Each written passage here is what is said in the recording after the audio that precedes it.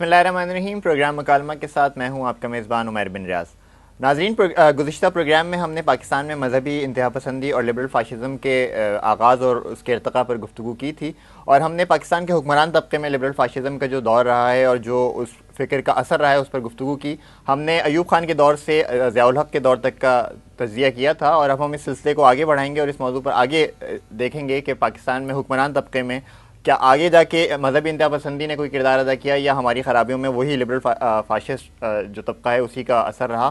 اس موضوع پر ہماری رہنمائی کے لیے ہمارے ساتھ موجود ہیں معروف دانشور اور کالم نگار جناب شاہ نواز فاروقی صاحب، اور شریک گفتگو ہوں گے احمد تمجید اعجازی اور قاضی محمد یاسر.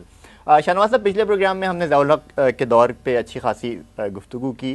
اب اس کے بعد ایک مختصر پیریڈ ہی میں کہوں گا، کیونکہ دو ڈھائی سال کا وقفہ ہے جس میں جمہوری ادوار ہیں اور مین جو دور آتا ہے وہ مشرف کا. تو ہمیں پہلے مختصراً یہ بتائیے کہ کیا یہ دور جو نواز شریف اور بے نظیر کے دو دور ہیں یہ کوئی سگنیفیکنس رکھتے ہیں ہماری اس تاریخ میں، اور پھر اس کے بعد مشرف کے دور کے حوالے سے ہمیں کچھ آگاہ کیجیے. جی، یہ بہت شکریہ. یہ ان ادوار کی اہمیت صرف یہ ہے کہ یہ ٹرانزیٹری فیز ہیں ہماری تاریخ کا. اس کا سبب یہ ہے کہ ان دونوں حکمرانوں کو، یعنی بے نظیر جو تھیں، ظاہر ہے کہ وہ اپنا جو تشخص ہے وہ لبرل فکر کے حوالے سے ہی متعین کرتی تھی، اور نواز شریف کے بارے میں عمومی تاثر یہ تھا کہ جیسے کہ وہ کوئی ایک مذہبی انسان ہے. لیکن بے نظیر بھٹو کو بھی جو ہے کبھی اپنا تشخص بہت متعین کرنے کا موقع نہیں ملا. شاید ان کی پرسنالٹی میں بھٹو صاحب کی طرح کا کوئی کرشمہ نہیں تھا کہ جس کی بنیاد پر وہ اپنے لبرل پس منظر کو اس طرح سے اسٹیبلش کرتی ہیں کہ جس طرح کہ بھٹو صاحب کامیاب رہے اس کے اندر. تو ان کا زمانہ بھی بہت مختصر ہے، تو چنانچہ پہلے دور میں وہ غالباً 2.25 سال وہ برسر اقتدار رہیں، دوسرے دور میں وہ ان کا زمانہ 2.5-3 سال بنتا ہے. اسی طرح میاں نواز شریف کا زمانہ جو ہے وہ بھی 2 سال 2.5 سال پر مشتمل ہے.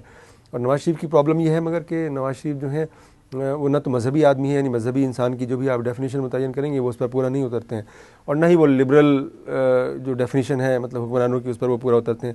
تو وہ کہیں بھی ایک نو مینس لینڈ میں کھڑے ہوئے ایک آدمی ہے. پولیٹیکل سینس میں اگر ہم بات کریں تو وہ ایک ایسی سرزمین میں کھڑے ہوئے ہیں کہ جہاں ان کا کوئی تشخص ہی نہیں ہے. نہ مذہبی تشخص کا حامل ہے وہ، نہ وہ سیکولر اور لبرل تشخص کے حامل ہے. تو اس لیے ہم دیکھتے ہیں کہ وہ زمانہ کہ جو اس حوالے سے، یعنی بھٹو صاحب کے بعد اس حوالے سے جو سب سے زیادہ اہم زمانہ ہے مشرف کا زمانہ ہے. پھر وہی ہم دیکھتے ہیں جیسے کہ ایوب خان کو 10 سال ملے، اسی طرح مشرف کو بھی کم و بیش 1 دہائی ملی. اور ہم دیکھتے ہیں کہ جنرل پرویز مشرف، اگر آپ کو یاد ہوگا تو جب اقتدار میں آئے تھے تو ان کی ایک بہت ہی مشہور تصویر جو تھی وہ بہت مشہور ہوئی تھی، اور وہ گود میں کتے اٹھائے ہوئے بالکل ابتدا میں. جی بالکل. تو یہ ان کا یعنی جو سیکولر فاشزم تھا اس کا یہ تعارفی ایک سلسلہ تھا، یعنی اس کا ایک تعارف تھا. وہ بتا رہے تھے کہ میں یہ ہوں، یہ میری پرسنالٹی ہے، یہ میری پرسنالٹی کا جسٹ ہے، اور میں آئندہ چل کر یہ اس طرح سے ظاہر ہونے والا ہوں. لیکن 9/11 کے بعد تو صورتحال بالکل ہی تبدیل ہو گئی. آپ کو معلوم ہے کہ انہوں نے ایک ٹیلی فون کال کے اوپر پورا پاکستان جو تھا وہ امریکہ کے حوالے کر دیا. اور مذہب ہمارا ہمیں یہ بتاتا ہے کہ اسلامی ریاست تو بہت بڑی بات ہے، اسلامی ریاست کا 1 انچ بھی کسی کافر اور مشرک ریاست کے حوالے نہیں کیا جا سکتا، یعنی عذر اسلام وہ حرام ہے.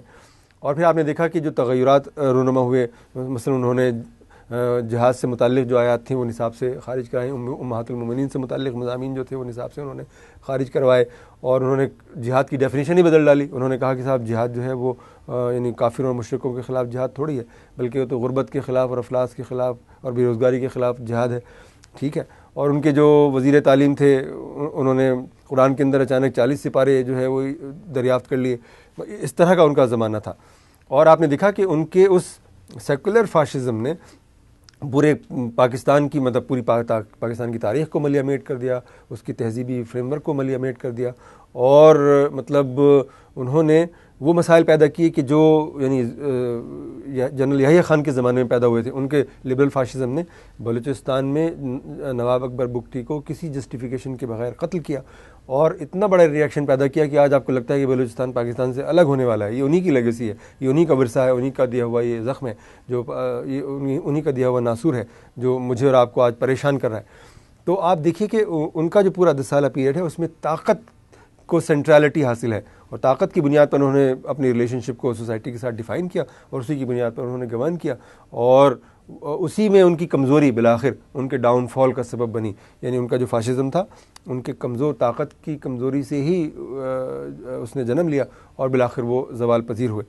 اور ظاہر ہے کہ وہ تو خیر چلے گئے، لیکن جو ان کے بعد کا سے اب تک کا زمانہ ہے اگر آپ اس کو دیکھیے تو اس میں دراصل مشرف کی پالیسیز ہی کا تسلسل مختلف عنوان سے برقرار ہے. امریکہ کے ساتھ ہمارے تعلق کی نوعیت کم و بیش وہی ہے ابھی تک کوالٹیٹیولی. مطلب اس میں تھوڑا بہت کہیں تغیر ضرور محسوس ہوتا ہے کہ پہلے ہم اف کہتے تھے اب بٹ کہتے ہیں, اس طرح کا تغیر کہیں ضرور ہے, لیکن بیسکلی وہی ہے. ہمارا جو لبرل سیکولر ایجنڈا ہے وہی ہے, ہماری اقتصادی پالیسیاں اسی طرح کی ہیں, ہمارے معاشی نظریات بالکل اسی قسم کے ہیں جو مشرف نے ڈیفائن کیے تھے.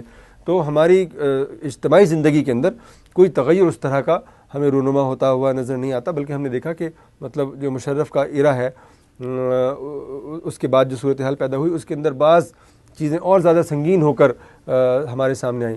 آپ کو یاد ہوگا جو توہین رسالت کی اتنی بڑی واردات ہوئی کہ ایک عورت نے جس کا نام آسیہ ہے اس نے توہین رسالت کا ارتکاب کیا. اس عورت کے اوپر قانون کے تقاضوں کے عین مطابق مقدمہ قائم ہوا, نارمل کورٹ میں مقدمہ چلا, اس کو وہاں صفائی کا پورا موقع ملا, وکیل صفائی اس کو فراہم ہوا اور عدالت نے اس کو سزائے موت دی. تو اب اس میں جو مطلب کورس آف ایکشن تھا وہی تھا کہ اس پر سزا پر عمل درآمد کیا جائے, یا اگر کسی کو اس پر اعتراض تھا تو رستہ کھلا تھا اس کے لیے کہ وہ ہائی کورٹ سے رجوع کرے, اور اگر ہائی کورٹ بھی اس کے خلاف فیصلہ دے دیتی تو سپریم کورٹ کا در کھلا ہوا تھا. لیکن آپ نے دیکھا کہ یہ ایکشن, یہ کورس کسی نے اختیار نہیں کیا, بلکہ ہوا یہ کہ جو اس وقت کا پنجاب کا گورنر تھا سلمان تاثیر, اس نے آسیہ کو ڈیفینڈ کیا. اس کو نہ صرف ڈیفینڈ کیا بلکہ اس نے جیل میں اس سے ملاقات کی, اس کے ساتھ اس نے پریس کانفرنس کی. اس نے یہاں تک کہا کہ میں آصف زرداری سے کہوں گا کہ وہ اس کی سزا کو معاف کر دے. اور مطلب جو شیری رحمان صاحبہ تھیں انہوں نے پارلیمنٹ میں اس حوالے سے ایک بل بھی پیش کیا.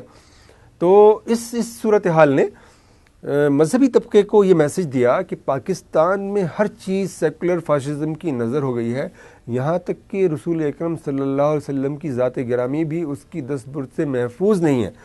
تو اس کے نتیجے میں جو رد عمل کی صورتیں پیدا ہو سکتی ہیں, جو اشتعال پیدا ہو سکتا ہے, جو غصہ پیدا ہو سکتا ہے, جو نفرت پیدا ہو سکتی ہے, جو حقارت پیدا ہو سکتی ہے, جو رد عمل کی نفسیات پیدا ہو سکتی ہے, اس کا اندازہ ہم کر سکتے ہیں. تو چنانچہ اس کانٹیکسٹ میں جب آپ دیکھتے ہیں تو ہمیں معلوم ہوتا ہے کہ سلمان تاثیر کو کسی مذہبی انتہا پسند نے نہیں مارا, بلکہ دراصل سیکولرزم فاشزم ہی ان کی موت کا سبب بنا. صحیح ہے. اور پھر آپ نے دیکھا کہ اس پر نہ صرف یہ کہ جو مطلب ہمارا سیکولر لبرل طبقہ ہے وہ اس مسئلے پر ایکسپوز ہوا, بلکہ آپ کو اچھی طرح سے یاد ہوگا کہ پوپ بینیڈکٹ ایک انڈیویجول کو بچانے کے لیے اچانک ویٹیکن سٹی کے اندر متحرک ہو گیا, اور انہوں نے آسیہ کی حمایت میں ایک بیان دے دیا, اور امریکہ نے کہا کہ وہ آسیہ کو پناہ دینے کے لیے تیار ہے. تو مطلب جب اس طرح کی ٹینڈنسیز آپ کی سوسائٹی میں جنریٹ کرنے کی کوشش کی جا رہی ہو تو پھر ظاہر ہے کہ جو مذہبی فکر رکھنے والے لوگ ہیں ان کے اندر ریاکشن پیدا ہونا تو فطری بات ہے نا. تو یعنی ایک ایسا ملک کہ جو اسلام کے نام پر بنا ہو, اگر اس ملک کے اندر اسلام کو ڈیفینڈ نہیں کیا جا سکتا, اگر اس ملک کے اندر رسول اکرم صلی اللہ علیہ وسلم کی ذات گرامی کو محفوظ نہیں رکھا جا سکتا, آپ صلی اللہ علیہ وسلم کو ڈیفینڈ نہیں کیا جا سکتا, تو پھر اس ملک کے اندر کیا ہی کیا جا سکتا ہے. میں یہی سوال آپ سے پوچھنے والا تھا کہ ایک ملک جس میں 97% مسلمان ہیں, اور وہاں پہ کیا مسلمان قوتیں یا اسلام کے نام لینے والی قوتیں اتنی کمزور ہیں کہ 60 سال تک پورا سیکولر طبقہ پاکستان پہ حکمرانی کرتا رہے, اس کا بیڑا غرق کرتا رہے, اور وہ کچھ نہ کر سکے؟ تو یہ ایک طرح کی نیگیشن نہیں ہے کہ آپ مطلب یا تو مسلمان نہیں ہیں آپ, یا پھر آپ کے اندر وہ قوت نہیں ہے کہ آپ اپنی چیزوں کو یوٹیلائز کر سکیں؟ ہاں نہیں, قوت نہیں ہے, یہ بات زیادہ مناسب ہے کہ ہم یہ کہیں کہ جو مذہبی طبقہ ہے وہ اتنا مؤثر نہیں ہے کہ وہ اس سیکولر لبرل ایلیٹ کا راستہ روک سکے, اس فاشزم کا راستہ روک سکے. تو مؤثر کیوں نہیں ہے؟ لیکن جو پوری تاریخ ہے اس میں آپ کو معلوم ہے کہ اس ملک میں سیکولر فاشزم کی اگر مزاحمت کی ہے کسی نے تو وہ مذہبی طبقے نے کی ہے. اس نے ایوب خان کے خلاف مزاحمت کی ہے, اس نے بھٹو کے خلاف مزاحمت کی ہے, اس نے مشرف کی مزاحمت کی ہے. یعنی جتنے بھی اس طرح کے ادوار آئے ہیں ان میں سب میں مذہبی طبقے نے ان کی مزاحمت کی ہے, اور اس کا نتیجہ یہ ہے کہ آپ کو مطلب یہ بات پیش نظر رکھنی چاہیے کہ پاکستان دنیا کا وہ واحد ملک ہے پوری مسلم دنیا میں اگر آپ دیکھیں کہ جہاں ایوب خان مطلب ان کے کیلیبر کا اور ان کے کینڈر کا آپ مطلب اندازہ کریں کہ مطلب وہ 10 سال سے زیادہ نہیں ٹک سکے. 10 سال میں وہ آبسلیٹ ہو گئے اور اقتدار چھوڑنے پر مجبور ہو گئے. یعنی خود ان کی اسٹیبلشمنٹ کے اندر ان کے حوالے سے دو رائے پیدا ہو گئی ہیں, اور ان کی وہ اپنی اسٹیبلشمنٹ کے لیے یعنی فوج کے لیے بوجھ بن گئے, اور خود فوج نے ان سے کہا کہ وہ آپ کے جانے کا وقت آ گیا ہے. ٹھیک ہے, یہ مشرف کے ساتھ ہوا, یہی ضیاء الحق کے ساتھ ہوا.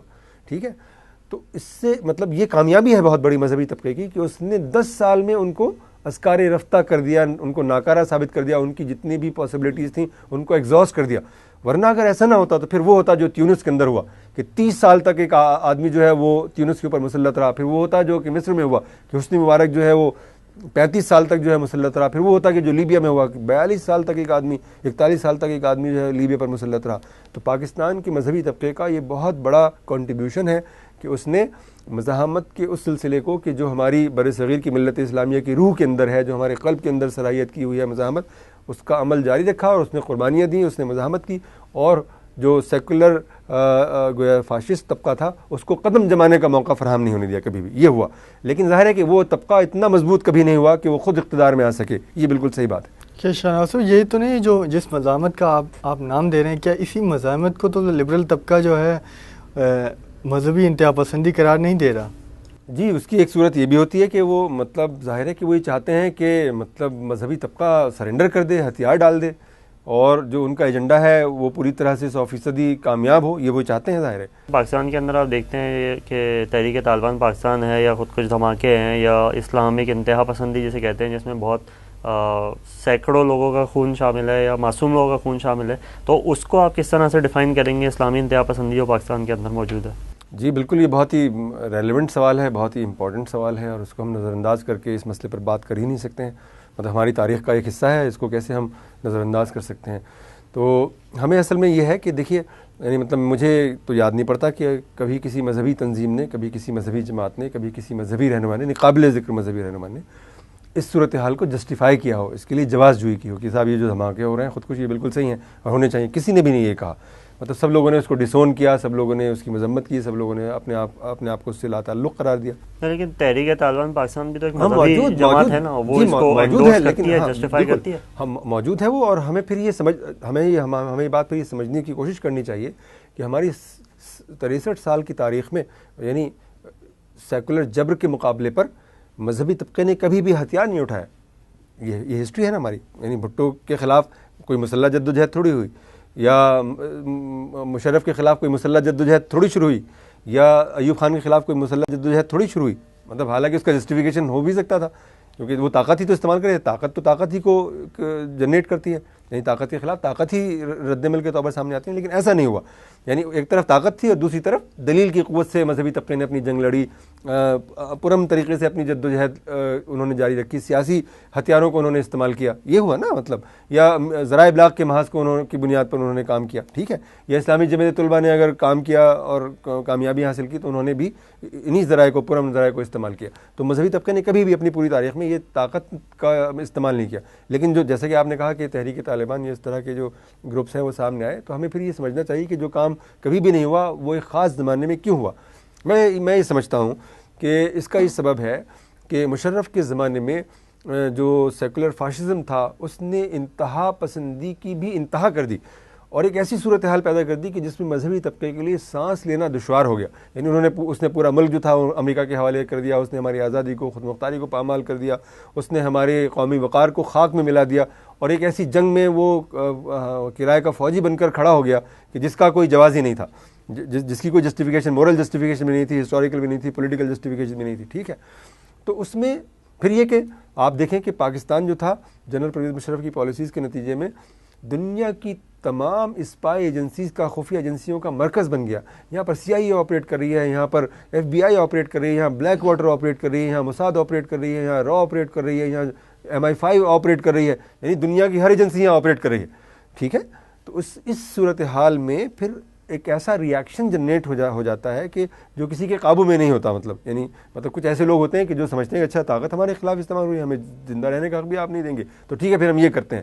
تو اس کو ہم جسٹیفائی نہیں کر سکتے, لیکن ہم اس کو سمجھ سکتے ہیں کہ مذہبی طبقے کو اتنا پش کیا گیا, اس کو اتنا مجبور کیا گیا کہ اس نے ریاکشن میں آ کر وہ کام کیا کہ جس کی کہ آپ نے نشاندہی کی ہے, اور جیسے کہ میں نے آپ سے عرض کیا کہ جس کو کسی بھی مذہبی طبقے نے جسٹیفائی نہیں کیا ہے.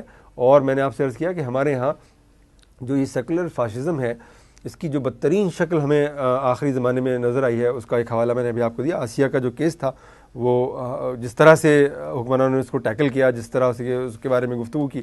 اور میں آپ کو یاد دلاؤں گا کہ یہ جو سیکولر فاشزم ہے یہ صرف فوجی اسٹیبلشمنٹ کے اندر نہیں پایا جاتا, صرف ہماری پولیٹیکل اسٹیبلشمنٹ کے اندر نہیں پایا جاتا, بلکہ ہماری ابلاغی اسٹیبلشمنٹ کے اندر بھی پایا جاتا ہے.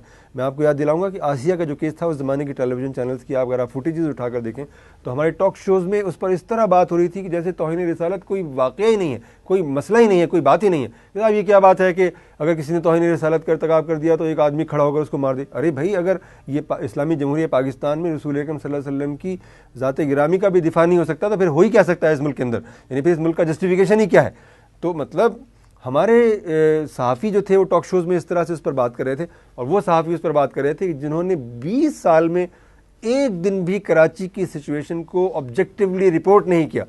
کراچی میں 20 سال کے دوران 10,000 لوگ مارے گئے, ان میں سے کسی ایک ہلاکت کو انہوں نے اسپیسیفائی نہیں کیا کہ کس نے ان کو مارا. اس ملک میں اس شہر کے اندر ایک سال کے اندر 54 خوفناک ہڑتالیں ہوئیں. کسی ان صحافیوں میں سے کسی کو ضرورت نہیں ہوئی کہ وہ بیان کرتا کہ یہ ہڑتال کس نے کرائی ہے اور اس ہڑتال کے دوران ہونے والے نقصان کا ذمہ دار کون ہے, لیکن اس کو یہ ضرورت ہو رہی تھی کہ وہ رسول اکرم صلی اللہ علیہ وسلم کی اہانت کے بارے میں ضرورت مند بن کر کھڑا ہو جائے اور کہے کہ صاحب رسول اکرم صلی اللہ علیہ وسلم کو تو گویا اس ملک کے اندر اپنے یعنی گویا ان کا تحفظ کا کوئی جواز ہی نہیں ہے. اس طرح سے بات کی گئی ہے. تو جب اس طرح کے انتہا پسندانہ جذبات آپ کو فوجی اسٹیبلشمنٹ سے بھی گویا بہتے ہوئے نظر آئیں گے اور سیاسی اسٹیبلشمنٹ سے بھی بہتے ہوئے نظر آئیں گے اور ذرائع ابلاغ کا بھی اس غلبہ جو ہے وہ اسی سمت میں آپ کو لے جا رہا ہوگا, تو پھر ظاہر ہے کہ سوسائٹی میں وہ ری ایکشن پیدا ہو سکتا ہے جس کی کہ آپ نشاندہی کر رہے ہیں, جس کو کہ میں نے آپ سے عرض کیا کہ کسی بھی بنیاد پر, مذہبی بنیاد پر, اخلاقی بنیاد پر نہیں جسٹیفائی کیا جا سکتا, لیکن جسے ہم سمجھ ضرور سکتے ہیں کہ وہ کیوں پیدا ہوا ہے. یہ ہے. شکریہ شاہ نواز صاحب. ناظرین, ہم نے اپنے اس پروگرام میں پاکستان میں مذہبی انتہا پسندی اور لبرل فاشزم کا ارتقاء, اس کے کردار اور اس کے اثرات پر گفتگو کی. ہماری اس پروگرام اور اس میں ہونے والی گفتگو کے نتیجے میں جو تصویر ابھر کے سامنے آتی ہے اس میں بظاہر ایسا ہی لگتا ہے کہ پاکستان کے تقریباً تمام تر مسائل کی ذمہ داری مذہبی طبقے سے زیادہ لبرل فاشزم پر عائد ہوتی ہے. امید ہے آپ کو ہمارے یہ پروگرام پسند آیا ہوگا. کسی اور موضوع کے ساتھ ہم دوبارہ حاضر ہوں گے. جب تک کے لیے اجازت دیجیے. اللہ حافظ.